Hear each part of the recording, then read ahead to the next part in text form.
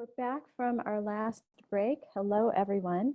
I am going to quickly turn it over to Kate Eagles now. Kate was a speaker in an earlier panel, so she's speaking on two different topics, and this panel is on recycled content registry. So we've got two speakers on this panel, and hopefully Kate is with us. Kate? I'm here. Can you hear me? Yeah, great. Go ahead, Kate. Great. Thank you, Susan and staff, and to all you guys still out there. I should have put this fully, I should have explained the acronym, but just in case, it's Post-Consumer Resin Certification Program. Next slide, please. So I'm going to talk a little bit about, this is a new Association of Plastic Recyclers program. I'm going to talk a little bit about the program. I'm sorry, I think I have my slides formatted in long version. That's what you're seeing on the screen, but I think we can work with it. So why are we setting up this post-consumer resin certification program at APR? Well, we're seeking a clear and consistent definition of post-consumer resin. We're looking to level the playing field. So what does that mean? In other words, when a recycled user markets a recycled resin, they want to be sure that if they're marketing a recycled resin, their competitor is also marketing a recycled resin, not a post-industrial resin. Likewise, for buyers of that material, buyers want to be sure that they are getting a post-consumer resin.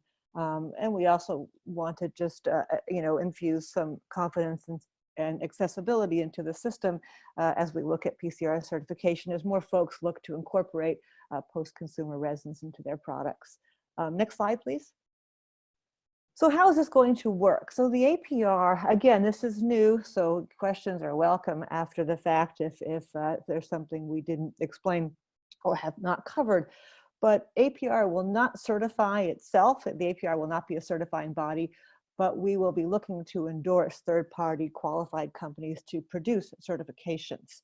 So we are in the process of looking for our certified and looking for the certified companies, the qualified companies to endorse right now. The applications are out and they're starting to come back in.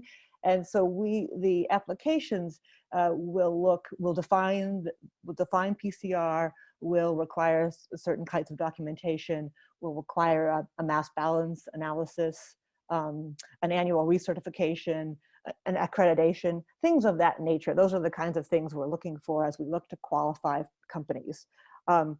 Plastic reclaimers will seek one of these qualified companies to conduct a certification of their recycled resin, and the APR will promote this program nationwide via our website and other sources. Next slide, please. So what we're looking to do as we start is we could ultimately look at certifying products in terms of recycled content. We are not starting there. We are starting with a focus on certifying the source of post-consumer recycled material, pellet or regrind. Next slide, please. So those of you familiar with California Senate Bill 270, which created content standards for reusable bags that include recycled content, those will be considered certified PCR by APR. Just a note there to anyone who has worked in that certification before. Next slide, please. So a couple of things that we'll do and we won't do. Again, as mentioned, we're starting with certifying the PCR material. We're not going to start by certifying PCR content in products. We will not adjudicate disagreements. You don't have to be an APR member to be certified. Use a certifying company and be listed. We're not going to collect a fee for this, and the application info will remain confidential. Next slide, please. So in terms I've mentioned before, the certification process, involves some agreement of definitions and process. We are asking that certifiers adhere to the ISO PCR definition. So basically, material generated by households or in commercial use. So this is, I know this is a big area of discussion for many, and I'm sure there'll be more discussion on this area. But basically, we think of post-consumer as meeting its intended use. So post-commercial if it's met its intended use, would typically be included in the definition of post-consumer. What would not be included would be post-industrial. So manufacturing scrap, that kind of thing that comes from the manufacturing process and is reintegrated into the process, that would typically be considered post-industrial. But again, we're looking at that ISO definition of PCR, just to be clear there. Next slide, please. So we did mention we're not going to adjudicate real issues here. That's not our role as we see it. But we will have a technical support group, and you can see the makeup that we're thinking that will comprise that group on the slide here.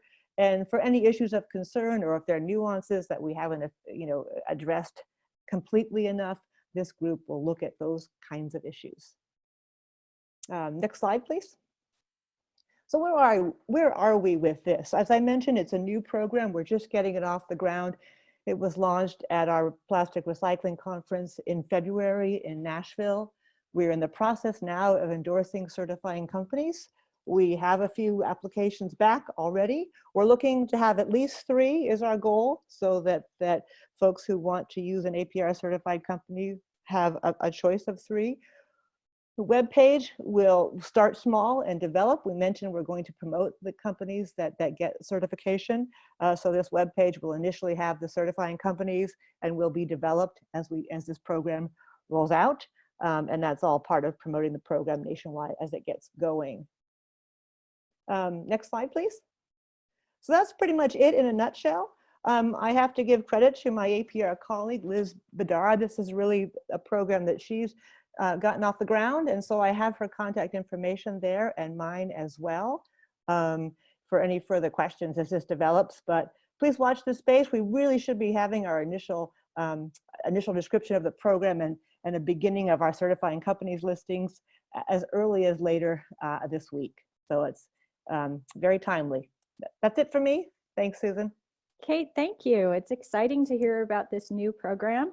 And we're lucky to be hosting this event at this time so that we can, be sort of giving a news scoop through this event to this new program. And there's another new program that we're going to talk about next with Kim Holmes.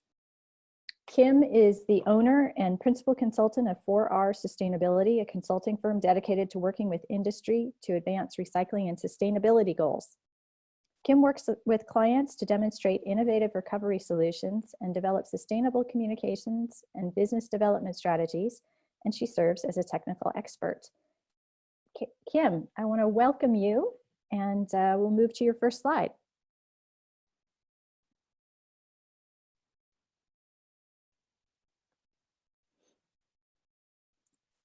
I wonder if Kim needs to unmute herself or. Oh, is that there better? You Can are. you hear me? Yes, oh, wonderful. okay. Please, yes. I'm a little low tech. We're all learning, right? Yes. And we're all, kind of making our way through this. So please go ahead. Yeah. Well, thank you, Susan, so much for devoting some time today for us to provide an update on the RMS standard. So this is a standard that is being developed by Green Blue, but as Susan mentioned, I'm a consultant with 4R Sustainability and helping to develop some of the supporting pieces of the program that will be necessary to support the standard once it's fully rolled out into the marketplace. And I think the standards discussion is a really important one to be having. While it doesn't directly relate to kind of the deposit system per se, any standard that works to level the playing field and increase visibility of recycled content, these will be increasingly necessary pieces as brands strive to reach their 2025 recycled content goals, and supporting the growth of the collection systems, will be kind of a secondary benefit of these types of standards. So I think certainly relevant to deposit schemes as you've been discussing today. So if you go to the next slide, please.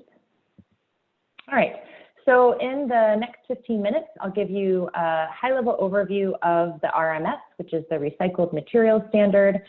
We'll talk about how the standard development process came to be, really get into the heart of the standard, which is ultimately the claims that can be made with the certification. And we'll discuss in particular some of the novel aspects of the standard, such as credits and the certification trading system. And then lastly, we'll wrap up with the timeline for developing and publishing the standard. Next slide, please. Okay, so the objective of the standard is to increase the use of recycled materials through standards development, education, and building consensus among stakeholders.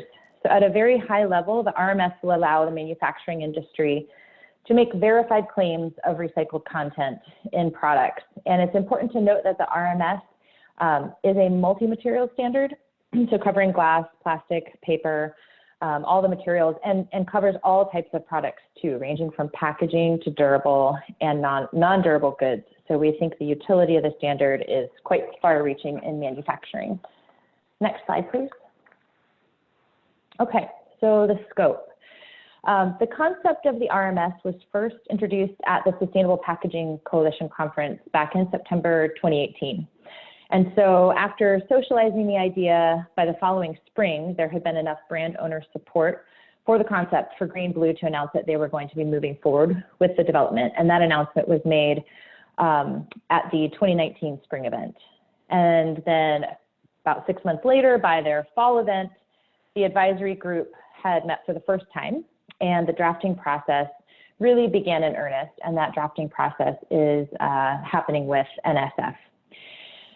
So a lot of credit to getting this effort off the ground goes to Laura Townsend, who many of you may know. She really spearheaded the effort and is modeling the development of the standard off of her experiences with certifications in the paper industry. They've had a number of years, probably at least a decade under their belt in terms of these types of certifications and chain of custody programs. So companies will be certified to the standard by third-party auditors. It's a completely voluntary, market-based tool, really to address some of the challenges that exist today within the recycle value chain. And so there's been a long need in the marketplace for a way to validate these types of claims of recycled content. And there have been some standards that have been developed to address that for really the mechanical recycling piece. But I think the Green Blue team has really felt, in light of the growing demand for recycled content and really the unprecedented engagement across the supply chain and recycling activities, a more robust approach for accounting, creating claims, and credits for investment really is needed. So the standard will cover 3 areas that you see outlined there at the bottom. The first is pretty straightforward and something everyone should be familiar with, and that's really kind of a chain of custody certification for an average recycled content claim, saying my product contains a certain level of recycled content. The 2 aspects that we think are pretty novel, the second and third item, relate to chain of custody certification based on mass balance accounting and also certificate trading. And so that would be creating a credit trading system for the attributes of recycled content credits, or what we're calling ARCs. And this will function very similarly to the renewable energy credits that have spurred investment in renewable energy that some of you may be familiar with. Next slide, please. So I think importantly, as we mentioned, these 2025 recycled content goals that brand owners have, it's important to note that the RMS really will directly support the global commitments that these brand owners are making. Arguably, one of the most influential drivers behind the focus of recycling and circularity are the global commitments that brands are making as part of the new plastics economy and the plastic pacts that are being developed all around the world. The RMS is being designed directly to support the mission of these global commitments. And so just at a high level, you'll see that the RMS directly aligns with the global commitments in a few areas. So using the same definitions for post-consumer recycle so that claims made to the RMS will match the stated goals of the global commitments. It also offers transparency through the recycle value chain and requires separate tracking of post-industrial and post-consumer materials. It does offer that third-party auditing, which creates confidence in claims. And the provisions of the RMS are also aligned with existing regulations governing use of recycled content in food contact and other products as well. Next slide, please. Okay, So we mentioned that the RMS is a multi-stakeholder initiative, and we've tried to kind of map out the players and the relationships of those players to the development of the standard here on this slide. So you'll see green-blue is the initiating organization. Underneath green-blue is the Sustainable Packaging Coalition, and a group within the Sustainable Packaging Coalition is the New Markets Industry Leadership Committee, or the ILC. The RMS, and so the New Markets ILC has been providing input into the process around developing the standard. Within the box there, you'll see the people who are actively engaged in that development process at this time. So that's the RMS project team led by Laura. As I mentioned, she's been working very closely with NFS to draft the standard. And that has been done also in cooperation with the RMS Technical Advisory Group. And that's made up of both the New Markets ILC and the RMS Technical Advisory Group. They are both made up of stakeholders from across the supply chain. So we really bring a broad range of perspectives from the manufacturing process to the table. So once the standard itself is developed, it's going to go to out for public comment. So there will be an opportunity for folks like yourself to provide input on the draft. And we'll also get some feedback from actual direct field testing. So really understanding how the standard works in practice and being able to make those tweaks and modifications to optimize that before it is officially rolled out. Next slide, please. Okay, so in addition to the multi-stakeholder engagement process, the standard development process is also being informed by looking at some of the existing standards and groups that are making strides in this space. So in terms of other standards that have been reviewed to inform the process, Laura and her team have reviewed standards that currently relate to materials, attributes, and commodities. And some examples of those include looking at standards for categories like textiles, paper, building and construction, some of which actually have been developed by NSF, so they're also a well-experienced partner in this. Laura's team has also looked at other offset and credit trading systems, such as those, as I mentioned, in place for renewable energy, and also reviewing trading systems like those that have been developed for emission trading under the Kyoto Protocol. So really trying to draw on a broad range of experience in this space to make something directly relevant for the manufacturing industry. It's great to hear Kate present on the APR effort because in addition to looking at these frameworks, Green Blue is actively seeking to engage groups like APR and others developing complementary standards in this space. And so as all of this activity is happening, it's important to make sure that these standards that will touch on the different pieces of the recycle value chain really can be mutually reinforcing in the marketplace. And we're confident that we can make that happen. And the RS team is also looking to work that's been done by other organizations like the EPA that has successfully driven industry adoption of claims and definitions through procurement guidelines. And so they're also seeking alignment with the Federal Trade Commission to ensure that claims satisfy the requirements of the green guides as well. So ensuring definitions are, the correct definitions are being used are critical and really has been central to the development of the standard.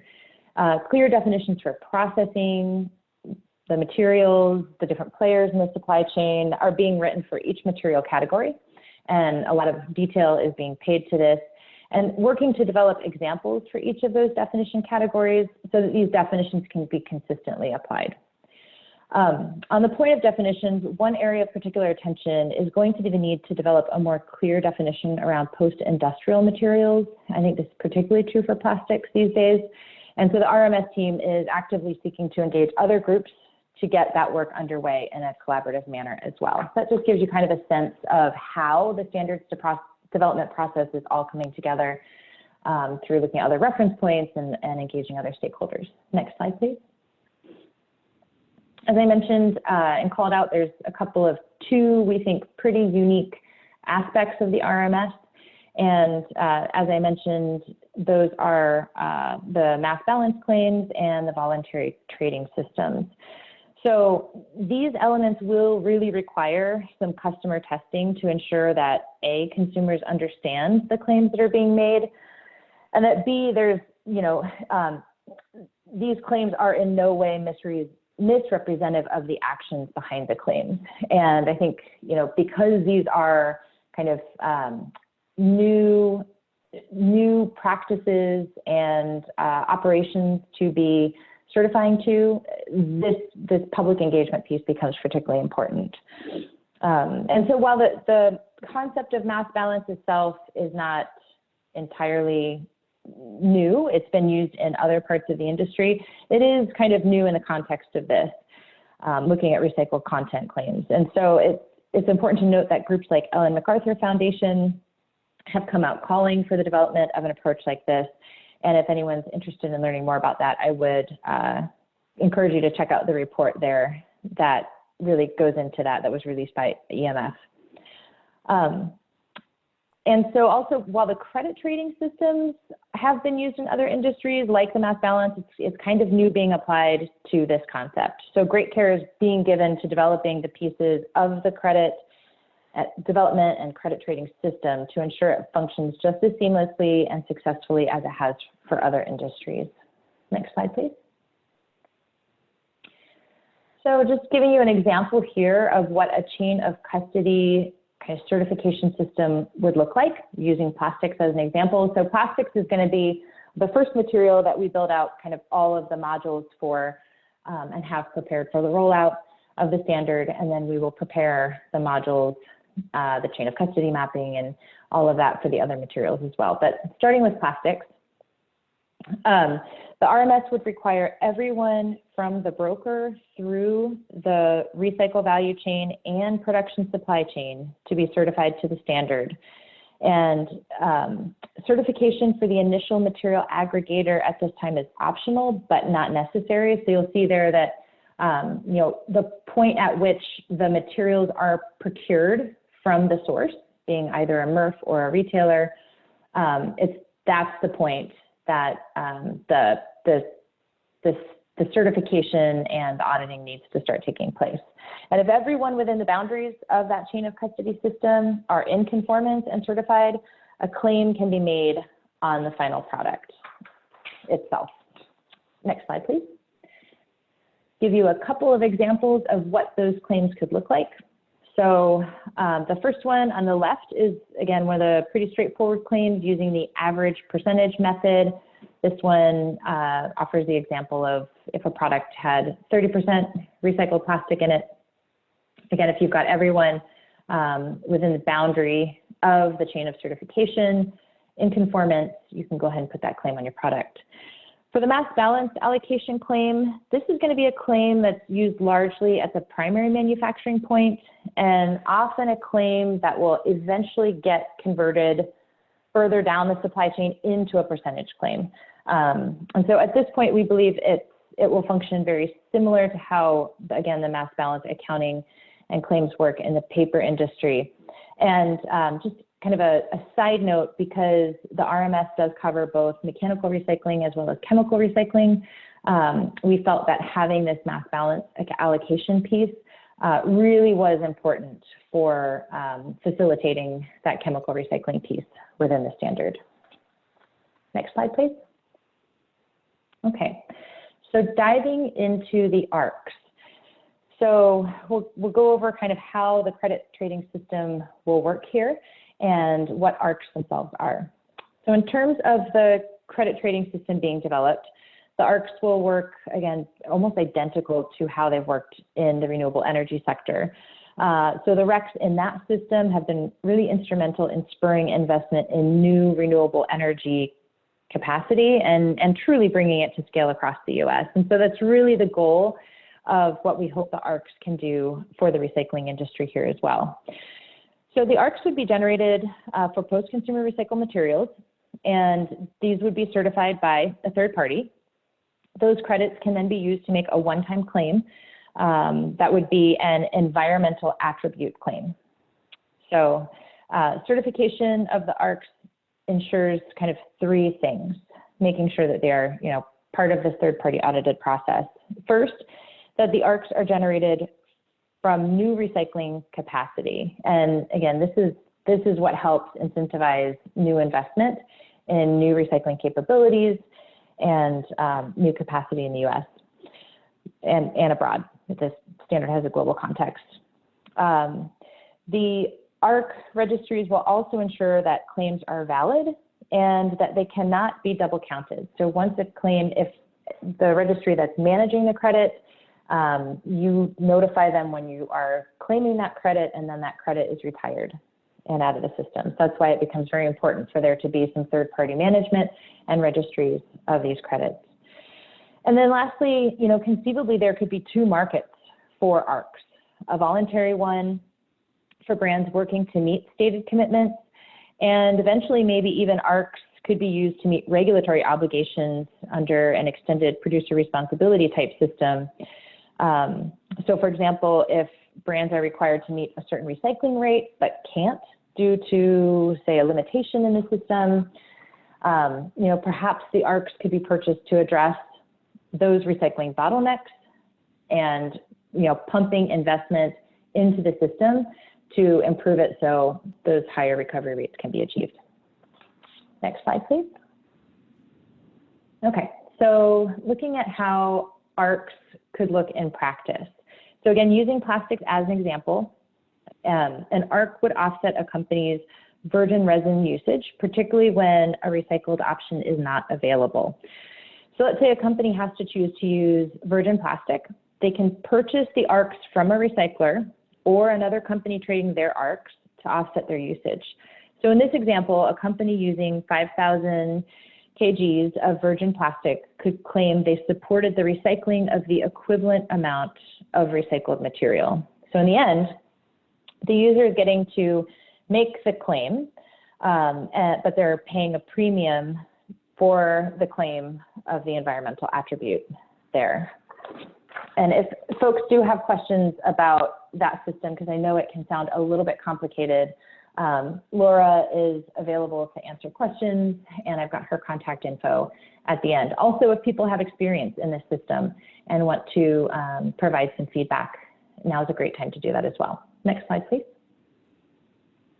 Okay, and just very quickly here, just laying out kind of the roles and responsibilities of who would be participating in an ARC trading system. Here's how they would be generated, managed, and spent.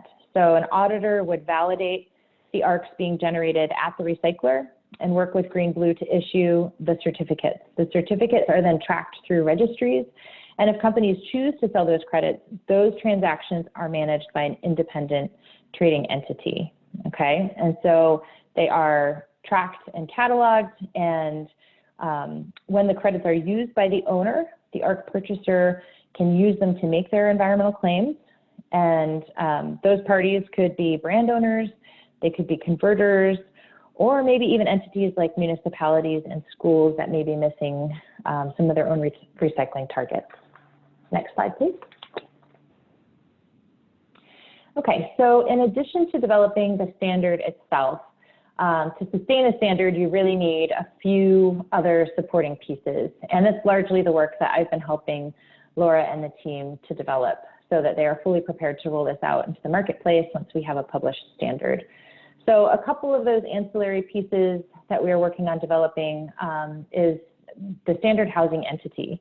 And so that's the entity that will award the certificates once companies pass their audits, work to train the auditors, ensure quality of the standard, and help grow awareness of the standard. We're also working to develop a set of best corporate practices that participating companies must abide by. So the standard itself is going to be pretty limited to the chain of custody, but we want to make sure that everyone in the system are good actors. And so the set of good practice principles will really govern how they behave in other impact areas and in other social performance areas. We're also working to develop a grievance process. So when a disagreement does arise, it can be handled fairly and transparently. And then lastly, we are going to be developing more of those value chain mapping examples so we can clearly delineate what claims can be made along the different parts of the supply chain and who's required to be certified. And so these pieces really will help with maintaining the integrity and credibility of the standard itself. Next slide, please, which I believe is getting towards my last one. Here's the wrap up.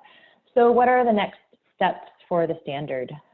So Laura is working very diligently with NSF to complete the draft standard in September of this year. That will go for a period of public review until November. We'll gather all of that public feedback.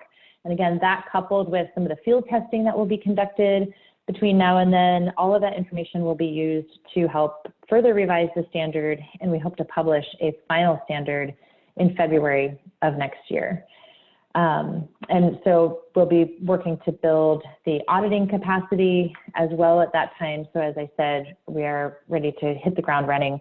I would note that this standard has already gotten some good trade press coverage. And so, you know, be looking out for more of that as we get further down the road with developing the standard. And we can flip to my final slide here. And as I mentioned, you know, if you have any questions about the standard, thoughts on the key pieces of the standard, we'd love your feedback even before we get to the public review stage. So I've listed both the contact information for Laura and myself there.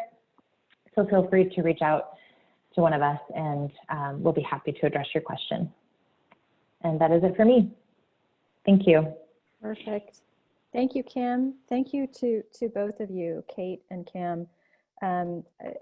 As I was personally watching this, I was feeling like the creation of standards and certifications and registries, this whole process is really making it feel like corporations are absolutely taking recycled content very seriously now in a way that wasn't done before, and this bodes well for our future. So thank you both for all of the work that you're doing on these, and thank you for those great presentations. And we'll look forward to seeing more as these programs continue to develop. So transitioning now to our last panel, refillables is the next topic that we're going to cover. And our next speaker is Karen McNamara. And Karen founded Conscious Container, a California benefit corporation, in 2017 to bring a refillable glass bottle marketplace back into our US economy and infrastructure.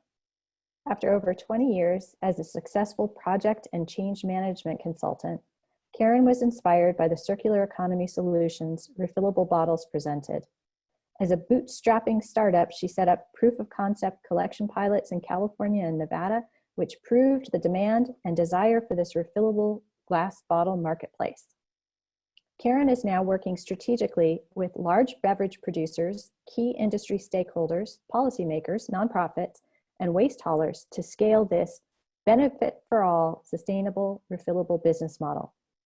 As a female founder, social impact entrepreneur, and thought leader on refillables, Karen is now being requested to speak at conferences and events across the US. And with that, I will turn it over to you, Karen. Welcome. Thank you, Susan. Can you hear me all right? You sound great, Karen. Perfect, perfect. Well, thank you for that introduction. And hello, everyone. And thank you for those who have hung on. I think I see Clarissa is still on. I just checked the time. So thank you, Clarissa. She was originally part of this cycle, and also Joseph Button. So thanks to all those who are continue to stay with us. So Conscious Container is about, about doing something. I founded this, and Susan, we can go to the next slide. I started this journey back in 2016, and this is about solving a problem that several folks have already talked about. And if you travel around the world, you see refillable systems. They are in operation. They are, as Clarissa's talked about, there is declining market space for it, but we are looking to solve the problem in the United States that refillables can address, and the biggest part of that is collection. So Conscious Container, the refillable solution that we've been working on, is really building a sustainable and scalable refillable system here in the States. And as Susan mentioned, I started this journey because I just asked the question, why don't we have refillables in the United States? And during that 4-year period, a lot has changed. So where we're at in this refillable system is, first of all, what we will be doing is we collect, wash, and sell refillable glass bottles. And some of the statistics are here about what stands behind a refillable systems. But this solution, all I can say is over the past 4 years, everybody across all those stakeholders that we've worked with want this system in place here in the States. Next slide. So I'm just going to take you through a bit of Conscious Container, and ooh, sorry about that slide, it looks a little dodgy.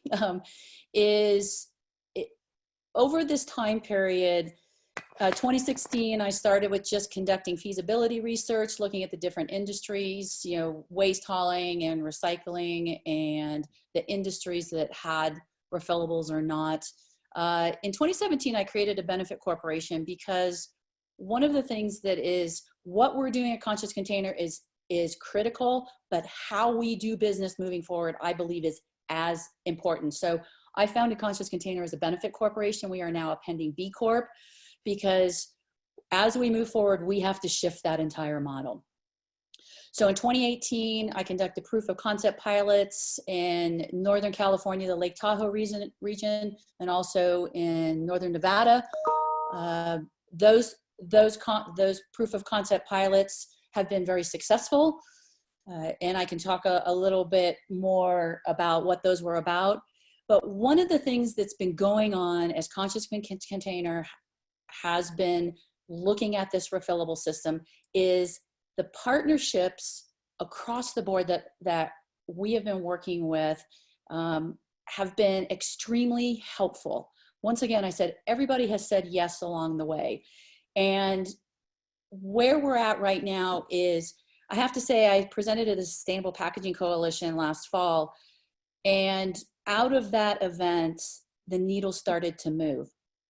And we are now part of the ABI 100 Plus Sustainability Accelerator Program. And all I have to say is that first of all, in order to get this kind of a system off the ground, this is going to take the large producers. And there's been a little bit of discussion today about, you know, the producer side of this. And these producers are ready to get engaged. And Conscious Container and the system that we're talking about presents, you know, more of a, you know, the real economic side of how we can make this work. So going through these 4 years, we are now ready to expand this business. And Susan, can you go to the next slide? So just briefly, I wanted to just show the system that we're putting in place is really not much different than a lot of what we've talked about already. And really where our proof of concept pilots have focused is how do we create these collection infrastructures to get these bottles back. And there are multiple existing infrastructures that we are tapping into, and many have been discussed today. You know, there's the deposit system. Conscious Container is a processor in the Cal Recycle system. And that is one of our pilots. We're working with a redemption center. We feel very strongly that there's drop-off programs, and there's a picture of one of the ones I did originally up here in the Lake Tahoe region. But there are so many existing systems that are ready to be tapped into, and that's really where our partnerships over the course of 2020 are going to lead us. So the collection infrastructure is the problem we're trying to solve.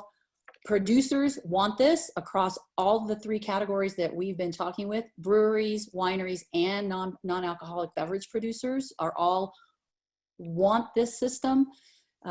Consumers, every time you talk to them about refillables, yes, we want to participate. And I think there's been some good dialogue from Clink about kind of, you know, what's going to make them engage. I thought there was some good numbers around that. And then there only is, the reason we could actually kind of launch this proof of concept business is that there is a brewery in Missoula, Montana called Bayern Brewery, and they actually have a bottle washer in their craft brewery. So the bottles that we've been collecting for refilling, they've actually been coming to pick up from us. And you can see a small picture here of their bottle washing operation. It's in line with their brewery. but they are really out in the forefront and one of the only 2 craft breweries in the United States who have bottle washing. One of the other, yeah, go ahead, that's fine. One of the pieces I wanted to address is, this is a picture of our local waste hauler, Truckee Tahoe Sierra Disposal. And because we are a processor in the Cal Recycle system, they have been working with us on a pilot to separate out specific types of glass bottles, the same in a scenario where it would be refillable bottles, so that we can collect those and wash them.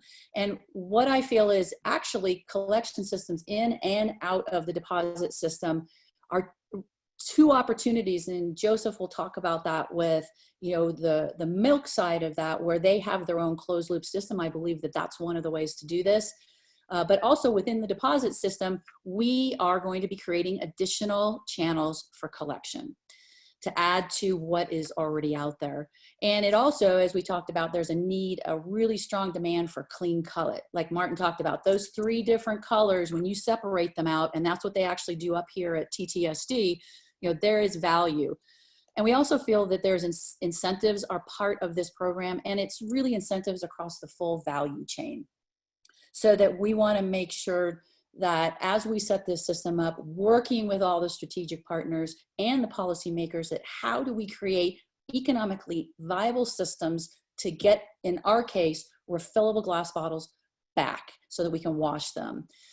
And we also feel that as we move forward, other categories, as many are striving for, we get other categories outside of what we currently have, in particular here in California, into that deposit system. The next slide, Susan. So this is a slide I often use, and it's been spoken about a little bit earlier, is the commitments that are coming from our large producers are significant, and they're public, and they are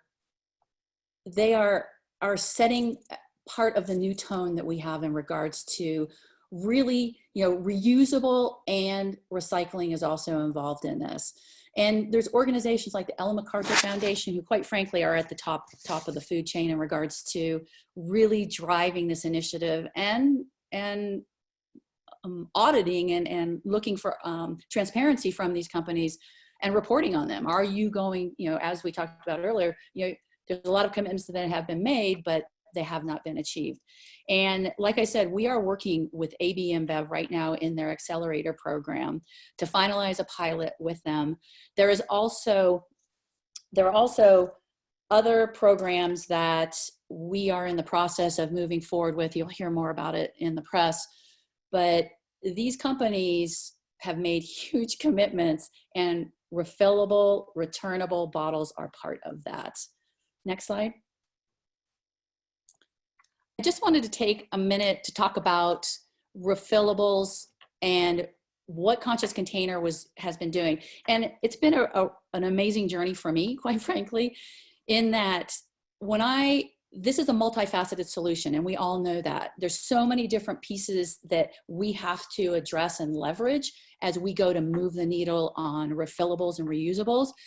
And when I started working on legislation, I was pleasantly surprised that I could go in there and say, okay, I would like you to put this type of language into the bill. And they have put them into the bill because what I feel is we don't have a refillable system here in the States. And so nobody really thinks about it as an option to reduce single-use packaging waste.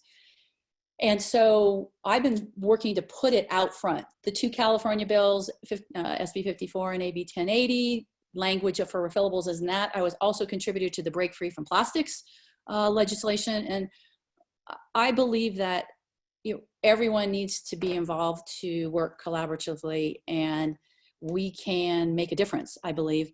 And then lastly, we work closely with Recology, and Conscious Container is about doing something about it, not just talking about it. And I have to say that Recology is the same with the ballot initiative that they've put out there. Legislation is a long pole in the tent, and it will be very interesting to see as we go through the November voting, how that ballot plays out in regards to the penny per plastic bottle. Next slide. And really, the last slide that I have is about the perfect storm. During this 4-year journey of Conscious Container, all I can say is the past 2 years, the needle has shifted. Not only we have shifting customer narratives, and there's been a lot of dialogue about that. You know, consumers want to see and feel and touch changes, and refillable glass bottles are just, they will move the needle in the States. Another part of the perfect storm is we've got a lot of tariffs, quite frankly, and anti-dumping legislation, in particular in California, excuse me, that's talking about the volatility of these products moving from large marketplaces or tariffs, where a circular economy refillable system, the glass is produced fairly locally, it's collected locally, really is a risk mitigator for that portion. The producer value proposition. So producers who use refillable glass bottles, it costs less for that glass bottle as it turns, 15 to 25 plus times. So the cost of that packaging goes down. It also reduces the CO2 footprint. Mandy was talking earlier. About 30% of the CO2 footprint in every can or bottle is with it's in that actual container. And when you start using a refillable glass bottle, it knocks it out of the park in regards to CO2 reduction. We talked a lot about there's waste industry disruption, and refillables is actually an important part of how we begin to stabilize that marketplace. And then the marketing differentiator for producers is significant. If you look at any of the craft beer, big beer, wine, non-alcoholic beverage, sodas, putting a refillable bottle on the counter or on the shelf is a huge marketing differentiator, and it will also help them reach those goals that you saw a little bit earlier. And then in relation to the topics we're covering here, there is a rising tide in deposit and EPR legislation. And we feel that is an important component to a successful refillable system and the economics of that. But the other piece that Conscious Container is very aware of, and we want to make sure as we go forward, is we're building a refillable glass bottle system that's economically viable within a deposit state, and even outside. We would love to see more deposit states, but how do we make sure that we build a system that is economically viable across all the stakeholders, whether it's in a bottle bill state or not? And that really, to me, is the goal of Conscious Container. And many of the large producers, AB InBev invited us into their accelerator program, but there are other large producers who we are sitting at the table with, or they're coming to us because they know that this is a viable system. And they are, the large producers, protecting these systems where they do exist. They're investing millions of dollars in preserving refillable systems in other countries because they know the value of those systems, and they do want to work with all of us on the recycling side and the legislative side to move this system forward. This is a win across the board for everybody, and we've got a very exciting 2020 moving forward. Thank you, Susan, so much for this time. Thank you, Karen. Thank you for this wonderful presentation and for everything that you're doing, and for how steadfast you've been in growing your business. So from one program that's pretty unique in the United States to another one that I think is also unique in the United States at Strauss. And I have to say that I'm a customer, so I had some Strauss milk in my coffee this morning. Next, I'm going to introduce Joseph Button. He has been the Sustainability Director at Strauss Family Creamery since 2016. He implements best in industry practices related to environmental sustainability throughout the mission-driven company's operations, including achieving true Zero Waste Gold certification in 2019. Joseph also works to ensure the economic and environmental sustainability of family organic dairy farms in Marin and Sonoma counties of Northern California by driving initiatives that improve the farm's ecological and economic health. And with that, I'll turn it over to you, Joseph. Thank you, Susan, very much. It's such a pleasure to be here today. So inspired by what everybody has to share. Just a quick comment. Strauss Family Creamery is really dedicated to sustainable packaging and materials, and we fully understand that it takes this community to drive forward systemic sustainability as it relates to materials. So I applaud everybody's efforts and wish you the best of luck and success in driving all your various initiatives. Today, I'm very excited to talk about our reusable glass program. It says right there on the slide that we've been doing this since 1994. It's a true pleasure to get to speak on behalf of Albert Strauss, the owner and CEO of this company, in regards to a packaging vision that he really feels is essential to a sustainable society. Next slide, please. Strauss Family Creamery is a mission-driven dairy company, and that may sound a little odd to some of you, but our mission is to support the farmers in our milk region. We primarily do that by ensuring that they get a price for the product that they produce that can sustain them in the long run. And many of you have probably heard about the dairy crisis. Many dairies across the country, especially small family farms, are going out of business. And what we've done is implement a demand control model within our network to ensure the economic viability of our farms. But we're also very concerned about environmental sustainability as well. Next slide. So just a few quick highlights about our company if you don't know much about us. We supply our milk from 12 local organic dairy producers in Marin and Sonoma County. And the vast majority of our delicious organic dairy products are distributed throughout the western U.S. Albert Strauss was the very first organic dairyman west of the Mississippi River, and he opened the first 100% organic creamery in the U.S. in 1994. All of our products were certified under the Non-GMO Project in 2010, and last year we were very excited to be the first creamery in the world that was certified under the True Zero Waste standard. For any of you that have worked or been in a creamery or a dairy processing plant, you can appreciate hopefully the complexity of achieving that. Once yogurt or butter or cream top milk gets on materials, it is very hard to clean it off. So we're really happy about our 90% diversion from landfill rate. And what's next?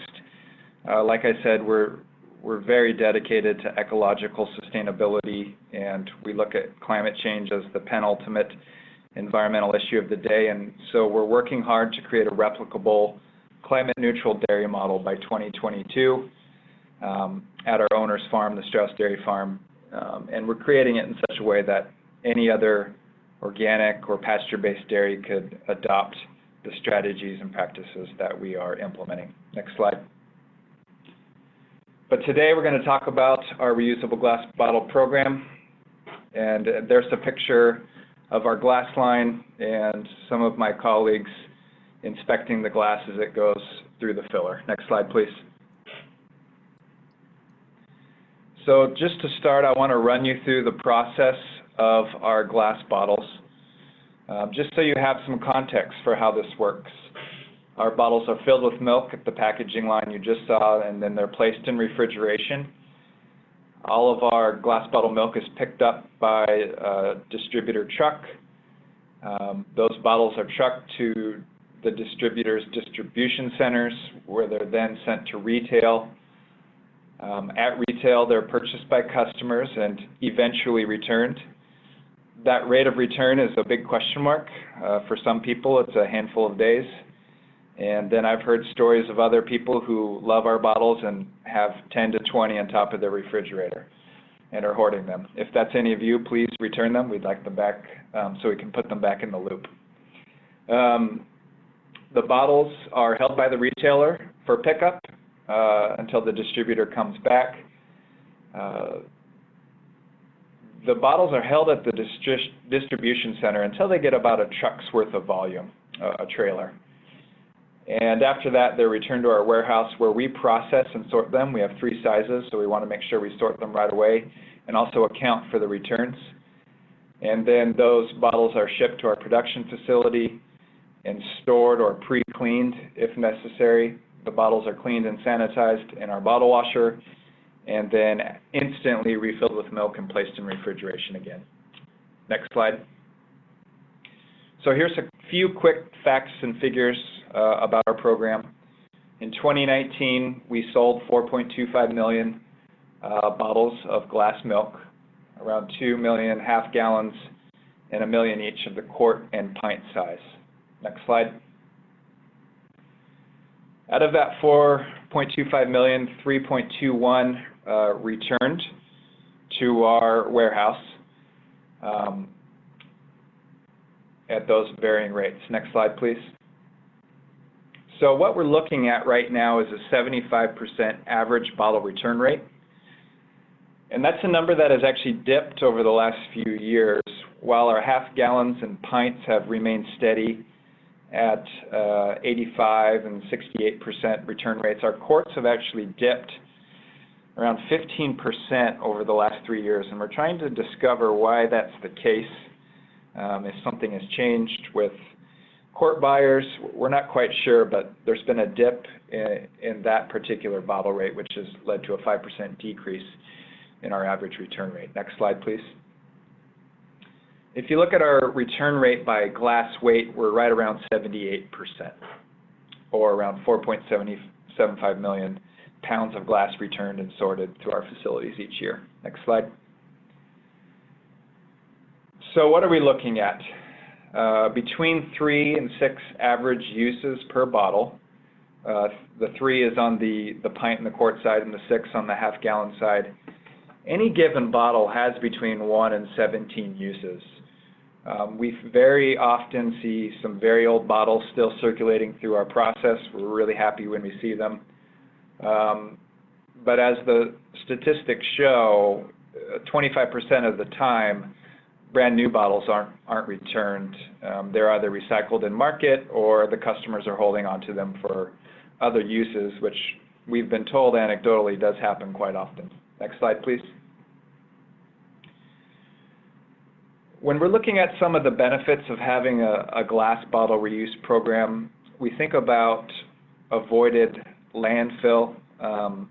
If customers were to buy especially alternative paperboard, plastic cartons, we predict that around 400,000 pounds of other milk containers are not sent to landfill each year as a result of our glass bottle return program. Next slide, please. And so here's a quick image. It looks a little distorted, but this is a graphical representation of our circular packaging model. Again, our bottles are cleaned and sanitized and filled with organic milk. They're sent out to retail. The customers buy them, they use them, they return them, and then we fill them with milk again. A key component to this is our $2 bottle deposit. And that $2 deposit transfers from Strauss Family Creamery to the distributors who are our first customers who buy our milk. We transfer that cost to the retailers who transfer it to the consumer, the customer. And the customer then brings that bottle back, and when they take it back to store, they get their $2 credit in return. And that $2 travels back through the chain all the way to Strauss. Next slide, please. So I just want to point out, because I was asked to touch base on this, but when you're working at our scale with millions of sales each year, industrial bottle washers are a key necessity. We've had some friendly competitors in the milk industry who have really tried to make glass work, but they didn't have an industrial bottle washer. And as their business grew, it just became too difficult to wash their bottles with what I would call a commercial washing system. So having one of these industrial scale bottle washers, which you're looking at now, it is critical. We are in the process of building a brand new production facility. And as part of that, we're very excited for the first time, to really buy a new state-of-the-art bottle washer from Europe. And just in terms of information, that equipment all in with its components and auxiliary systems and installation is around $1 million. So it's a very big investment for our company. But it also goes to show that there is continued demand and forecasted demand for reusable glass containers in the dairy industry. Next slide. There's another really important critical success factor to glass bottle milk, and that is the transport packaging that they go in. A lot of customers don't think about this because they don't see it, but you wouldn't have a good reusable glass milk system if you didn't have reusable crates. The crates not only protect the glass, but they really decrease the amount of cardboard that we would need to buy as an alternative packaging format for transport.